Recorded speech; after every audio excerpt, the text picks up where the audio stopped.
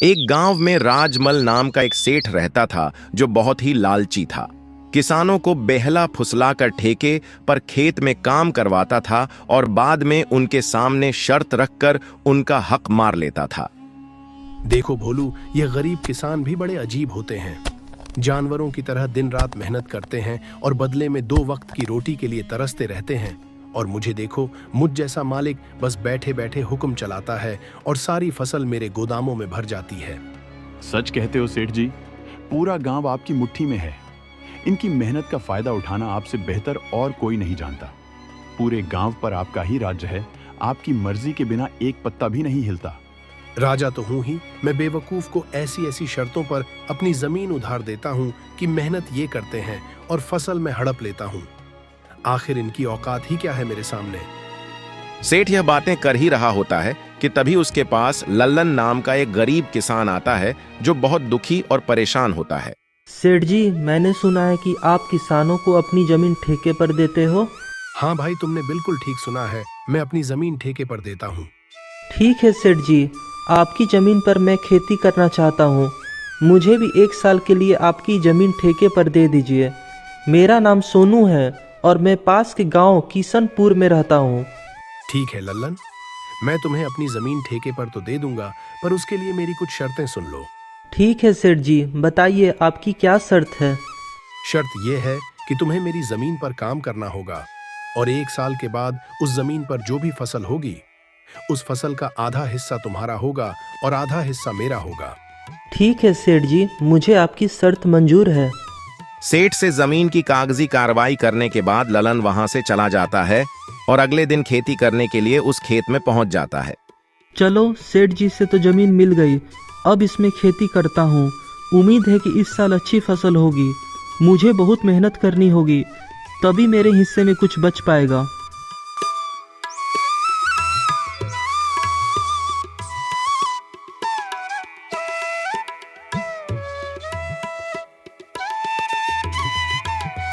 ललन किसान दिन रात कड़ी मेहनत करता है और फसल उगाता है। कुछ महीनों बाद फसल उग कर तैयार हो जाती है। ललन अब अपनी उस फसल की कटाई भी शुरू कर देता है। चलो भाई, इस साल तो फसल बहुत अच्छी हुई है। अगर आधी जमींदार भी ले जाए तो मेरे हिस्से में कुछ तो आ ही जाएगा। ललन की उगाई हुई फसल की खबर सेठ राजमल के कानों तक पहुंचती है। अरे सेठ जी, सुनते हो क्या? आज ललन अपनी फसल की कटाई कर रहा है। इस साल तो ललन की फसल बहुत अच्छी हुई है। क्या सच में? ये तो बहुत अच्छी खबर है कि ललन आज फसल की कटाई कर रहा है। चलो चलकर देखते हैं।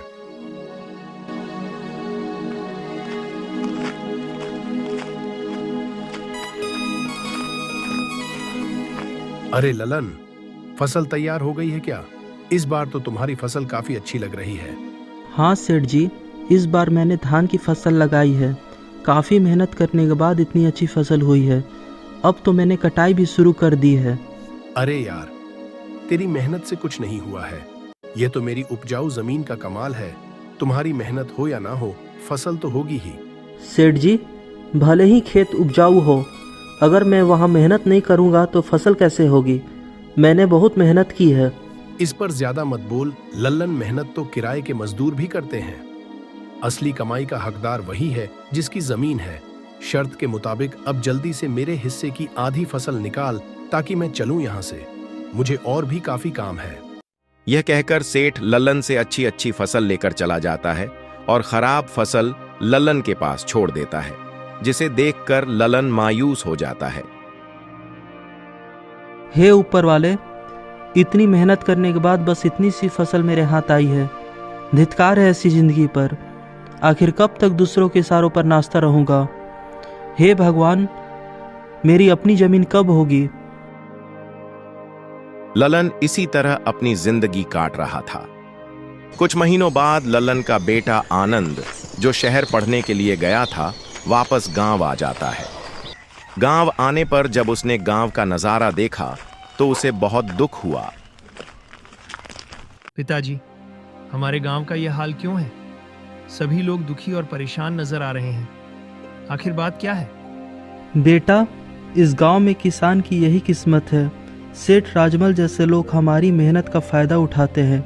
मेहनत हम करते हैं और फल सेठ राजमल जैसे लोग खा जाते हैं। हमारे पास ना अपनी जमीन है ना अधिकार, बस मेहनत करते हैं और भूखे रहते हैं।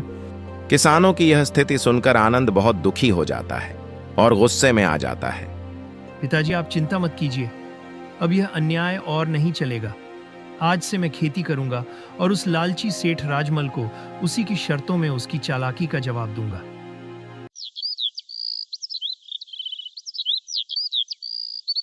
अगले ही दिन आनंद सेठ राजमल के घर पहुंच जाता है। कहो आनंद, क्या बात है? सेठ जी, पिताजी की जगह इस बार मैं खेती करूंगा। मुझे ठेके पर कुछ जमीन चाहिए। क्या बात है, अब तुम खेती करोगे? जाओ भी, अभी तुम्हारे अंदर इतना दम नहीं है। पढ़े लिखे लड़के खेती के नाम पर गधे साबित होते हैं। नहीं सेठ जी, आप ऐसा मत बोलिए।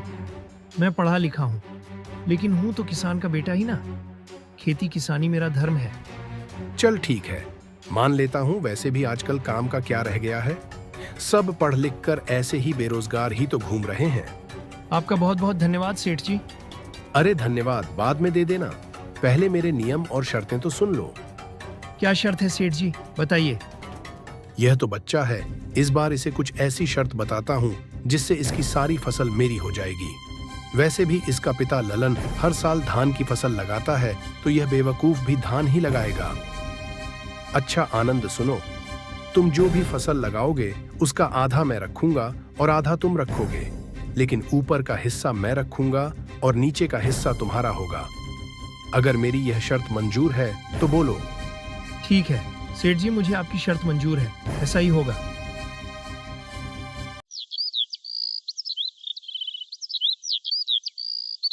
अगले दिन से आनंद खेतों पर काम करना शुरू कर देता है।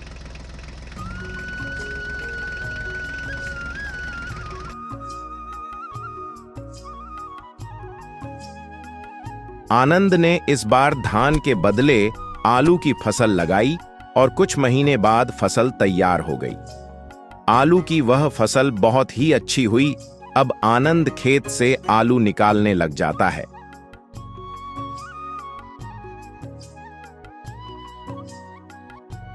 फसल की खबर मिलते ही सेठ राजमल आनंद के पास पहुंच जाता है। अरे आनंद, शर्त याद है ना तुम्हें? आधा मेरा और आधा तुम्हारा। हाँ हाँ सेठ जी, मुझे सब कुछ याद है। आधा आपका और आधा मेरा, और आपने कहा था कि नीचे का हिस्सा मेरा होगा और ऊपर का हिस्सा आपका होगा, तो आप ऊपर का हिस्सा ले सकते हैं। अरे सेठ जी, इसने तो चालाकी मार दी। ये धान का फसल नहीं है, ये तो आलू की फसल है। अरे ये क्या, इस बार तुमने आलू लगाया है? हाँ सेठ जी, पिताजी इतने सालों से धान की ही फसल लगा रहे थे, तो मैंने सोचा इस बार आलू की फसल लगा लेता हूँ। अरे मैं क्या करूंगा इस घास फूस को लेकर, जबकि सारे आलू तुम ले रहे हो। आप ही की शर्त है सेठ जी, आप ही ने बताया था, और अब आप शर्त मानने को तैयार नहीं हैं। मैं कुछ नहीं जानता, आप अपना ऊपर का हिस्सा ले जाइए। इस तरह आनंद ने चालाकी दिखाते हुए लालची सेठ को मुंह तोड़ जवाब दिया और सभी आलू लेकर घर आ गया और घास फूस उस सेठ के हिस्से छोड़ आया।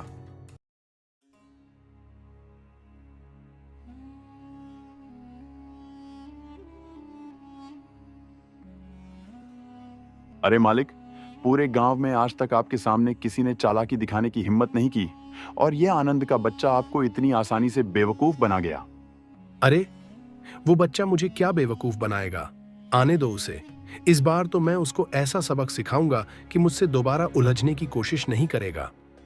कुछ दिन के बाद आनंद दोबारा सेठ के घर आता है। कैसे हो सेठ जी? कहो लड़के, इस बार क्या चाहिए तुम्हें? आपकी जमीन ठेके पर चाहिए सेठ जी। ठीक है, तो मेरी इस बार की शर्त भी सुन ले। लड़के, इस बार तेरी कोई चालाकी नहीं चलेगी। इस बार फसल के नीचे का हिस्सा मैं लूंगा और ऊपर का हिस्सा तेरा होगा। बोलो, मेरी यह शर्त मंजूर है? मुझे मंजूर है सेठ जी, इस बार ऊपर का भाग मेरा ही होगा। इस तरह आनंद सेठ से बात करने के बाद घर आ जाता है और इस बार दोबारा खेती करने की तैयारी में जुट जाता है।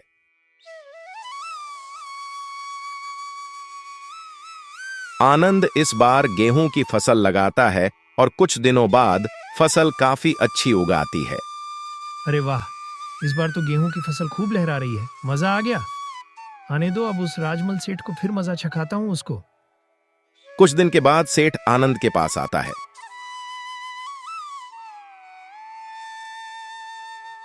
जैसे ही सेठ गेहूं के खेत पर पहुंचा, उसका दिमाग चकराना शुरू हो गया। अरे यह क्या, इसने तो इस बार गेहूं की फसल लगा दी है। यह लड़का जितना मैं सोच रहा था उससे कहीं ज्यादा होशियार निकला। नमस्ते सेठ जी, कैसे हैं आप? देखिए सेठ जी, इस बार मैंने गेहूं की खेती की है और आपकी शर्त के मुताबिक इस फसल के ऊपर का हिस्सा मेरा होगा और नीचे का हिस्सा आपका होगा। इस तरह आनंद ने अपनी होशियारी से सेठ राजमल को दोबारा बेवकूफ बना दिया और सेठ एक बार फिर से धोखा खाकर आग बबूला हो गया। अरे मालिक, उस छोटे से बच्चे का दिमाग तो देखिए। आप जैसे इतने बड़े चालबाज को फिर से बेवकूफ बना दिया। तुम सही कह रहे हो भोलू, मैं उसको बच्चा ही समझ रहा था और उस बच्चे ने तो मुझे बेवकूफ ही बना दिया। आने दो, इस बार फिर उसको बताता हूँ कि सेठ राजमल किसे कहते हैं। आनंद ने गेहूं की कटाई की और सारी फसल अपने घर ले आया और उस फसल का कुछ हिस्सा उसने गांव के जरूरतमंद लोगों में बांट दिया। आनंद और उसका पिता ललन दोनों ही बहुत खुश थे। कुछ दिनों बाद फिर से फसल उगाने का समय आया। चलो आज उस सेठ के साथ दोबारा मुलाकात करता हूँ और इस साल भी ठेके पर जमीन लेकर फसल उगाता हूँ। देखता हूँ इस बार शर्त में वह सेठ कौन सा खुरपाती दिमाग लगाता है। यह सोचकर आनंद उस सेठ के पास दोबारा पहुंच जाता है। अच्छा, तो तुम मुझसे मिलने दोबारा आ गए। अब क्या खेल खेलना चाहते हो मेरे साथ? देखो बच्चे, ज्यादा होशियार बनने की कोशिश मत करना। मैं भी सेठ राजमल हूँ। मुझे होशियारी नहीं आती सेठ जी, मैं तो एक किसान का बेटा हूँ। होशियार तो आप लोग हो जो गांव के गरीब किसान की मजबूरी का फायदा उठा रहे हो। अपनी जबान पर काबू रख लड़के। यह क्या बक रहा है? जिस काम के लिए आया है वो बात कर। यहाँ ज्ञान बांटने की जरूरत नहीं है। सेठ जी चलिए काम की बात करते हैं। मुझे इस बार भी आपकी जमीन ठेके पर चाहिए। बताइए इस बार आपकी क्या शर्त है? हाँ, शर्त तो है। तू खुद को बड़ा होशियार समझता है ना बच्चे। चल, इस बार फसल के नीचे का और ऊपर का हिस्सा मेरा होगा और बीच का हिस्सा तेरा होगा। अब बोल, मेरी यह शर्त मंजूर है तुझे? बिल्कुल मंजूर है सेठ जी, जैसा आप कहें। चलो मैं जाता हूँ, मुझे अब फसल उगाने की तैयारी भी करनी है। लालची सेठ की बातें मानकर आनंद घर चला जाता है। वो फिर से फसल की तैयारी में लग जाता है।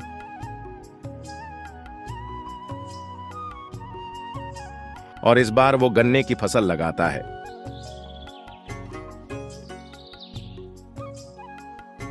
इस बार खेती में कौन सा फसल लगाया है बेटा? पिताजी, इस बार मैंने गन्ने की खेती की है। फसल काफी अच्छी हुई है। इस बार भी आमदनी अच्छी होगी। बहुत अच्छी बात है बेटा, तुम ऐसी मेहनत करते रहो। कुछ दिनों बाद लालची सेठ और भोलू दोनों दोबारा आनंद के पास आने लगे। अरे सेठ जी, इस बार आनंद का दिमाग चकरा जाएगा। इस बार आपने बहुत ही बढ़िया शर्त रखी है, ऊपर का भी आपका और नीचे का भी आपका। बिल्कुल सही कहा भोलू। इस बार मैंने अपने दिमाग का 200% पर यूज किया है। ब्रह्मास्त्र छोड़ा है, ब्रह्मास्त्र। अब देखता हूँ कि इस बार वो आनंद का बच्चा कैसे बचता है। इस तरह दोनों बातें करते हुए खेत के पास पहुंच जाते हैं और जैसे ही वो खेत पर पहुंचते हैं, अरे सेठ जी, ये आनंद तो आपका भी बाप निकला। देखो जरा उसने इस बार कौन सी फसल लगाई है। अरे यह क्या? यह तो गन्ने की फसल है। अब बताओ भला, ऊपर का और नीचे का हिस्सा मेरा होगा और बीच का हिस्सा उसका होगा। मतलब मेरे हिस्से में इस बार भी झाड़ फूस ही आनी है। मैं इस बार भी बेवकूफ बन गया। मान गए इस किसान के बच्चे के दिमाग को। अरे आइए आइए सेठ जी, कैसे हो? आप दोनों में क्या बात चल रही है, जरा मुझे भी बताओ। अच्छा, एक तो चोरी ऊपर से सीना जोरी। तुमने मुझे इस बार भी बेवकूफ बना दिया। मैं भला आपको क्या बेवकूफ बनाऊंगा सेठ जी? आप तो दुनिया को बेवकूफ बनाते हो। देखो सेठ जी, इस बार मैंने गन्ने की फसल लगाई है और आपकी शर्त के मुताबिक इस फसल के ऊपर और नीचे का हिस्सा आप ले जाओगे और बीच का मैं लेकर जाऊंगा। अरे ओ किसान के बच्चे, सेठ जी को ज्यादा होशियारी दिखाने की कोशिश मत करना। बेईमानी और धोखाधड़ी में वह सबके बाप हैं बाप। ये खेत भी हमारा है और फसल भी हमारी है। अरे ओ भोलू, बस कर, चिल्लाने की जरूरत नहीं है। शायद ये हमारी ही करनी का फल है। मैंने भोले भाले इन किसानों को बहुत ठगा है। आज पहली बार हमसे किसी ने पंगा लिया है और इस लड़के ने मेरी आंखें खोल दी हैं। मैं समझ चुका हूं, अब मैं किसी किसान को परेशान नहीं करूंगा। सबकी मेहनत का बराबर पैसा दूंगा और जितने भी किसानों की जमीन मेरे पास गिरवी है, मैं वह सब वापस कर दूंगा। सेठ जी, आपने बहुत अच्छी बात कही है। एक किसान दिन रात मेहनत करता है, अपने लिए, अपने परिवार के लिए ना कभी अच्छे कपड़े पहन पाता है और ना ही कभी अच्छा खाना खा पाता है। दिन रात दूसरों का पेट भरने के लिए वह अपना पेट जलाकर मेहनत करता है। ऐसे में इनको तरसाना ठीक नहीं है। इनका हक तो इनको मिलना ही चाहिए।